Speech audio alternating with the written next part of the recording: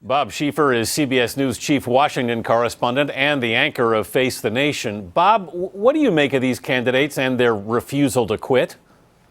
Well, I think the system is so broken now that these are the kinds of people that are running for office a lot of the time now. Serious people don't want to fool with it. In San Diego, this is just a case of arrogance triumphing over good judgment. You know, you see this, and we've seen it before in other offices. People get elected, and they think that gives them the right to paw the women in the office. Well, it doesn't, of course, and normal people know that.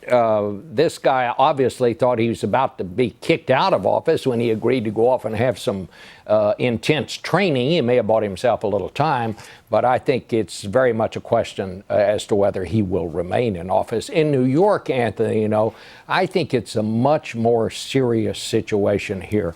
You are seeing a person who is obviously ill, seriously ill. I think if this were a case of an alcoholic who went away to rehab and then came back and he was still drinking, people would understand he was sick. And the thing that I find so interesting about all this is that why aren't the people around Anthony Weiner talking about some sort of intervention rather than talking about some sort of strategy? This thing is going to go nowhere.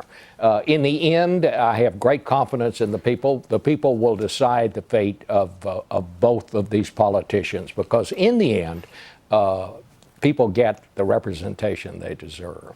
Bob Schieffer, thanks. And Bob's guests this Sunday on Face the Nation include Congressman Mike Rogers, Republican of Michigan, and Democratic Senator Mark Udall of Colorado.